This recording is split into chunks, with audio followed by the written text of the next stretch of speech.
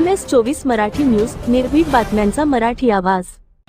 या जाहीर सभेसाठी उपस्थित असणारे आमचे नेते, महाराष्ट्र राष्ट्रवादी काँग्रेसचे शरद पवार पक्षाचे अध्यक्ष श्री शशिकांतजी शिंदे, तसेच या संस्थापक पॅनेलच्या आमच्या नेत्या अर्चनाताई मोहिते, तसेच व्यासपीठावरील उपस्थित आपण सर्वजण, तसेच या सभेसाठी उपस्थित असणारे या पंचकृषीमधून आलेले ताकारी, दुधारी, गौंडवाडी, बनेवाडी, सातपेवाडी, इस्लामपूर, तसेच रेटरे, अर्नाक्ष, ताकारी, दुधारी या गावामधून प्रमुख लोक, प्रमुख कार्यकर्ते आपण इथे उपस्थित राहिला। या उपस्थित राहिलेल्या या सभेसाठी आपण आलात त्याबद्दल मी या बोरगावच्या वतीनं व बोरगावच्या विभागाच्या वतीनं मी आपलं सर्वांचं स्वागत करतो। कृष्णा कारखान्याची निवडणूक सुरुवात झाली। 2010 साली जे पहिलं परिवर्तन घडलं गेलं, धनशक्ती विरुद्ध जनशक्तीच्या विरोधामध्ये, ज्यावेळी अविनाश दादांच्या मार्गदर्शनाखाली, अविनाश दादांच्या माध्यमामधून आम्ही संस्थापक पॅनेल उभं केलं, त्यामध्ये धनशक्तीच्या विरोधामध्ये जनशक्तीने ताकद दाखवली। त्या काळामध्ये संस्थापक पॅनेलला पायाभरणी केली। संस्थापक पॅनेल त्या काळामध्ये विजयी झालं। काळाच्या ओघामध्ये 10 वर्षाच्या काळामध्ये परिवर्तन घडलं। परिवर्तन घडत असताना 10 वर्षाच्या काळामध्ये या भोसले मंडळींनी कारखाना कसा चालवला, कशा पद्धतीने चालवला गेला, सामान्य जनतेची कशी ससेहलपट केली। चेअरमन साहेब ऑफिसला गेले तर कधी आम्हाला भेटत सुद्धा नव्हते, अशा बऱ्याच लोकांची तक्रार आहे। गेल्या जशी निवडणूक लागली, अर्चना वहिनीने आणि अविनाश दादांनी एक पत्रकार परिषद घेऊन कारखान्याची भूमिका मांडली, त्यामध्ये जाहीरनामा मांडला। त्या जाहीरनाम्यामध्ये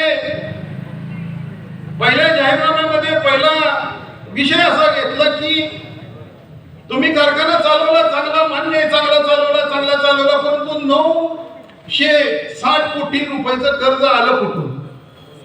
एक भाग झाला। कारखाना चांगला चालवला म्हणता, सामान्य जनतेला तुम्ही दिलं काय? सामान्य सभासदांना तुम्ही दिलं काय? हा प्रश्न उपस्थित राहिला। त्यामुळं या अविनाश दादांनी आणि अर्चनाताईंनी निर्णय घेतला की माझ्या सामान्य सभासदाला काहीतरी मिळालं पाहिजे, काहीतरी त्याच्या हातामध्ये दान पडलं पाहिजे। दादा पत्रकार परिषद झाली कराडला, दोघा नवरा बायकोनी जाहीर केलं की माझ्या कृष्णा कारखान्याच्या सभासदाला पिट्टी साखर दिली जाते, खायला साखर जी सभासद साखर दिली जाते ती पिट्टी साखर दिली जाते, की ज्यामध्ये गंधकाचं प्रमाण जास्त आहे। यामध्ये माझी सून पण डॉक्टर आहे, तिने पण स्पष्ट सांगितलं ज्या गंधकाच्या साखरेमध्ये आपण साखर खातो त्यामुळे ऍसिडिटी वाढते। हे ज्यावेळी ह्यांना कळालं त्यावेळी पहिलं धोरण जाहीर केलं, फुकट साखर न म्हणता त्या शेतकऱ्याचं मूल्य मिळालं पाहिजे म्हणून विनामूल्य 120 किलो साखरेचं धोरण जाहीर केलं। प्रत्येक सभासदाला 120 किलो साखर दिली जाईल। ती पण कशी दिली जाईल? त्याचा ऊस येऊ दे अगर नाही येऊ दे, त्या सभासदाचा हक्क आहे। त्या सभासदाला संस्था स्थापन झाल्यापासून जे काही शेअर भांडवल भरलं होतं त्याचा मोबदला मिळाला पाहिजे म्हणून 120 किलो साखरेचं धोरण तिने अवलंबलं। त्यानंतर या महाराष्ट्राचे आमदार छोटे बाबा गरजले, विनामूल्य दिले तर आम्ही फुकट दिले। 120 किलो साखरेच्या ऐवजी आम्ही म्हटले पहिल्यांदा खडी साखर देतो। त्यानंतर त्यांच्या लक्षात आलं की पब्लिक सगळं म्हणायला लागले की खडी साखर देऊन काय तुम्ही आम्हाला देवाचा निवद देणार आहे का? परत सावध झाले, म्हणले इंटरनॅशनल राष्ट्रीय जी काय इंटरनॅशनल मार्केटमध्ये जी साखर आहे ती साखर आम्ही तुम्हाला देऊ। शिंदे साहेब, कृष्णा कारखान्यामध्ये इंटरनॅशनल आंतरराष्ट्रीय दर्जाची साखर तयारच होत नाही, देणार कुठलं? जर का तुम्ही जी साखर निर्मिती करत नसाल आणि जी सभासदांना भूलथापा मांडून तुम्ही जर का देत काय तर आश्वासन, खोटीनाटी आश्वासन देत असेल, ज्या कारखान्यामध्ये आपली आंतरराष्ट्रीय दर्जाची साखर बनत नाही अशा साखरेला तुम्ही विनामूल्य साखरेला तुम्ही सभासदांना देतो म्हणून लोकांना भूलथापा पडता। पण मला विश्वास आहे या बोरगाव मधील जनता सुज्ञ आहे। बोरगाव गावचं साहेब क्रांतिकारी विचाराचं आहे। परंतु संयमानं चालणार आहे. या बोरगावमध्ये जी काही बिजर रुजली गेली ती वाळवा तालुक्यानं स्वीकारली. ज्या वेळी आमचे या विभागाचे आमदार जयेंद्ररावजी पाटील येतात त्यावेळी ते सतत म्हणतात की बोरगाव माझं हार्ट आहे, बोरगावला दुखवून मला चालणार नाही. साहेब, बोरगाव बद्दल जयंत पाटलांचं मत आहे की बोरगाव माझं हार्ट आहे असं जयंत पाटील साहेब म्हणतात. जयंत पाटील काय आहे, जयंत पाटील साहेबांच्या मनामध्ये काय आहे हे बोरगावकर चांगले जाणतात. आजच्या कृष्णा कारखान्याच्या निवडणुकीमध्ये त्यांच्या मनामध्ये काय आहे त्यांनी जाहीर करून सांगणे इतपत ते एवढे छोटे नाही. आणि असं पण नाही की त्यांनी सांगितलेलं नाही की पुढच्याला तुम्ही मत द्या, पण असं पण सांगितलेलं नाही की ते आम्हाला पण मत द्या. परंतु त्यांच्या डोक्यामध्ये काय आहे हे फक्त त्यांनाच माहित आहे. असे हे आमचे नेते आहेत. बोलण्यासारखे साहेब विषय बरेच आहेत. इरिगेशनचे स्कीम आहेत, अडचणीमधल्या स्कीम आहेत. ह्या बोरगावला त्या स्कीम बद्दल कुठलीही झळ नाही, कारण इथं आमच्या इथं कृष्णा कारखान्यामध्ये चांगल्या स्कीमा चालतात, चांगल्या पद्धतीनं ऊस पिकवला जातो. परंतु आमच्या इथं शेजारी बहेगाव आहे, या बहेगावामध्ये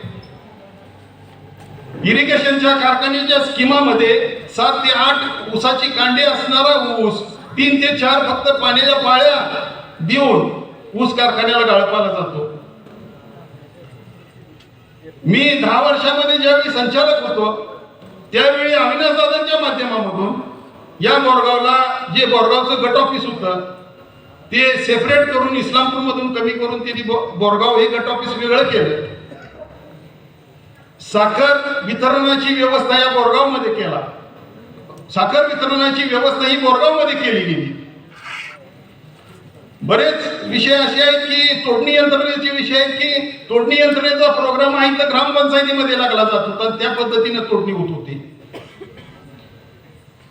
पारदर्शक जो काही निर्णय केला जातो तो फक्त त्या काळामध्ये आम्ही केला गेला असं माझं ठाम मत आहे.